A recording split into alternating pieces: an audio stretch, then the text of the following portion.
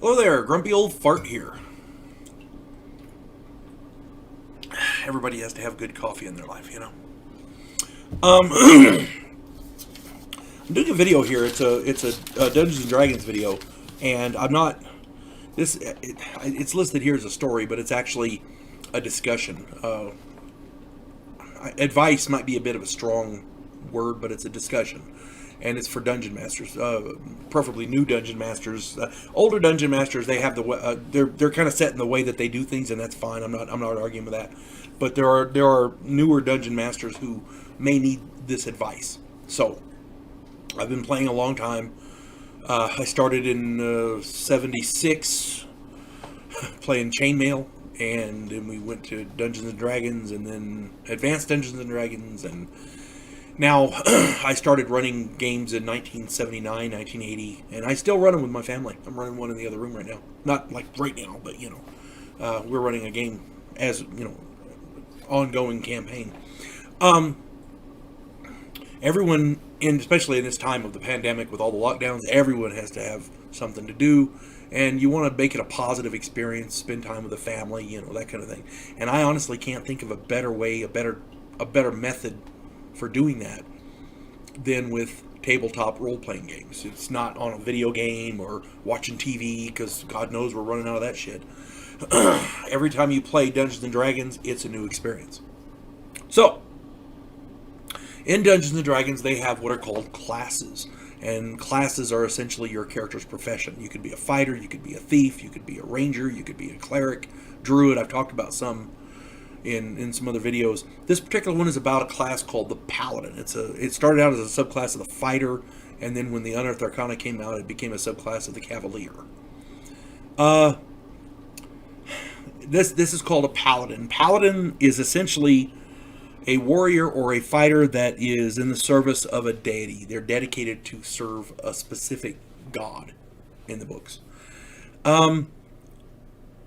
Paladins are great warriors, and they make excellent leaders. They have awesome extra abilities and powers, and I wrote some of them down here. They detect evil. they have savings throw bonuses. They're immune to disease. They have this healing thing where they can lay on hands, and it gives them they can heal 2 points of damage per level. So a 5th level paladin can heal 10 points, just by laying on hands. It's pretty cool. They can cure disease.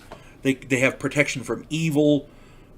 Starting at level 3, they can turn undead like a cleric, because clerics turn undead. Begone foul creatures to the netherworld, present the holy symbol, and do that. Well, paladins get to do that too, starting at 3rd level.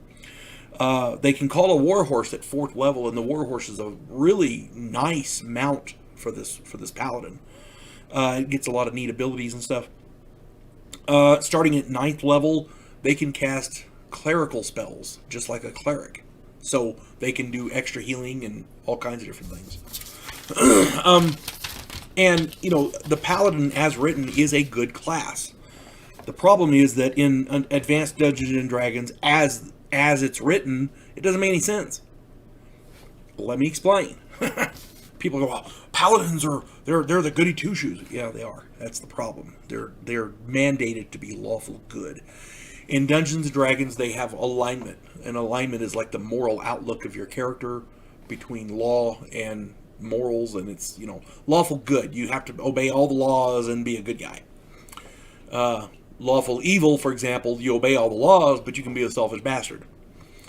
Neutral is just neutral towards everybody. And then they have lawful evil, which means, or lawful, chaotic good, which means you want to do good and you don't give a crap about the law. Okay, it's just do good. Then there's chaotic evil, which is you don't give a shit about the law and you're out for yourself, and it's just random acts of evil, as it were. Chaotic neutral I find difficult to run because it's all chaotic. You don't care about the law, you don't care about law and order, but you don't care if it's good or evil either. To me, that strikes me as insane. But hey, it's there. Anyway, what I'm talking about here is the paladin's necessity to be lawful good. And there's a quote, according to the player's handbook, Law and good deeds are the meat and drink of paladins. That's a quote from the player's handbook. The problem is that most deities in the game are not lawful good. There's a lot of them that are, but most of them aren't. And if you're a paladin in service of a deity, you kind of want to be the same alignment as your deity. Otherwise, you might find your god somewhat wanting. And if the person you're serving is wanting, that raises doubt. Doubt is something that a paladin simply can't have. You know. Let me give you an example. Let's take Thor. Thor is a great god. Everybody knows who he is from from the Marvel Universe and everything. He was in mythology long before that. Thor is a good god and a wonderful being. But he is not lawful good. He is chaotic good. That means he will toss the entire legal code in the trash if it would help him to do a good deed. To save someone's life or whatever. In fact, Thor actually dislikes laws, as he sees them to be a detriment to his overall moral outlook of good. He's mythologically, classically, has a very bad temper, and he's just, smite those evildoers. We're gonna go get them. We're gonna fight him in court. Screw that. Let's get him. Kind of thing. If a lawful good paladin dedicates himself to the service of Thor, he is going to become disillusioned with this deity, pretty quickly. How dare that self-righteous braggart ignore the laws? The ends cannot justify the means, that kind of thing. So, players have brought that to my attention for decades, and I can't argue with them. And I'm not the only dungeon master who has had these issues with my players. Early on, in the players of the Advanced Dungeons & Dragons, they noticed all this discrepancy. And it became a running debate in the gaming world. To address this, Dragon Magazine published an article called A Plethora of Paladins, and they outlined paladins of every alignment, including two neutral paladins, two different neutral paladins, a Paramander and a Paramandir, I think they're called. The research that they did was extremely impressive, and the classes they came up with were awesome. The problem with these classes was that they were extremely overpowered. Normal paladins, lawful good paladins, were kind of left in the dust. I rolled stats. People brought this to my attention, so I did an experiment. I rolled exactly the same stats for a bunch of different characters, one for each different class in a plethora of paladins. Excuse me. Sorry about that. Doggy emergency. So what I did is I made one of each of the classes. And exactly the same stats, exactly the same level, the whole 9 yards. Everything was the same for each one. And I did the bare minimum of stats for each requirement, because every stat, like strength, intelligence, and charisma, and all that, every class has to have has minimums, right? So I made sure each of these stats qualified for every one. So all the stats were the same. All right, and I found out one thing. The lawful good paladin didn't stand a chance. Oh my god, it was overpowered. The rest of them were overpowered. This guy literally was so underpowered, it was pathetic. There's another game that I talk about called Starfleet Battles, and they had basically the same concept with the heavy cruisers. They started out with the base model of the Federation heavy cruiser, like you see on the old Star Trek, the original series, Kirk and Spock in them, and they created heavy cruisers for all the other races. Well, the problem was they had no data on a lot of these others that they were creating, so these other cruisers tended to be more powerful than the Federation heavy cruiser. You see what I'm saying? You want to tweak it here, tweak it there a little bit. Next thing you know, you're overpowered. So that's basically what happened with this. Dragon Magazine Paladins are fun, but they're not really balanced for gameplay, in my opinion. So here's what I do.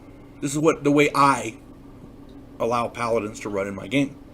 Paladins, upon creation, choose the deity they wish to serve and must take the same alignment. Paladins must be proficient in the weapon that their deity prefers. And I do this with clerics as well. For example, in Advanced Dungeons & Dragons, clerics are supposed to use blunt weapons only. Well, what if you're a god of war that you're worshiping a god of war that uses a sword?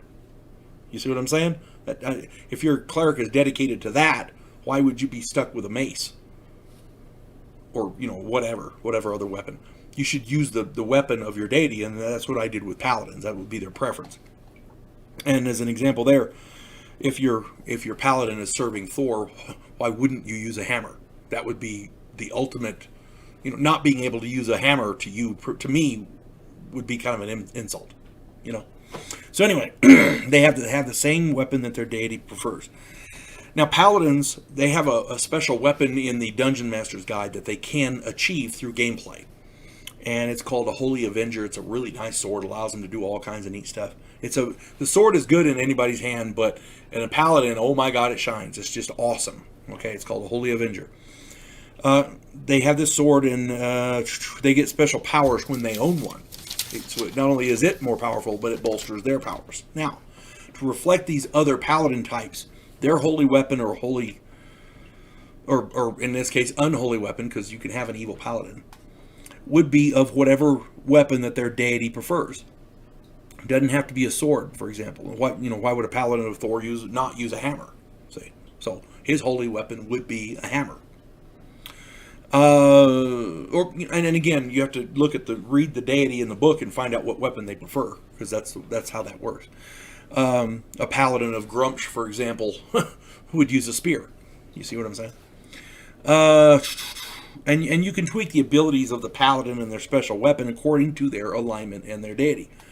A Paladin of Grumsh, the evil Orcan deity, would use a spear, and instead of curing disease, he would probably cause disease. That sort of thing. You can tweak it a little bit here and there. And that's up to you how you want to run your game. That's the beauty of Advanced Dungeons & Dragons. The rules allow you to tweak it how you want it. You're not ruled and regulated to death, like some of the later ones. And again, it's called a Holy Avenger, but that doesn't really fit a weapon of an evil, Paladin. So you can name it whatever you want. I've used Unholy Reaver, Unholy Basher, whatever you want to use. It's up to you.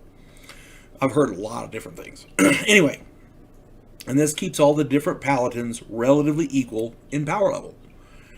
You do not have to run Paladins in your game this way, but I have found that it works well. And it is pretty balanced, and it answers the questions that Paladins of other alignments. And I hope this video helps some of the newer Dungeon Masters. And remember, above and beyond all else, when you're running a game, no matter what rule you make or choose to use in your game, the only thing you have to remember is to use the same rule consistently. Consistency. That's the main thing. And use the rules fairly. Don't bash people with the rules, as it were. The goal is to have fun. Your players need to be having fun.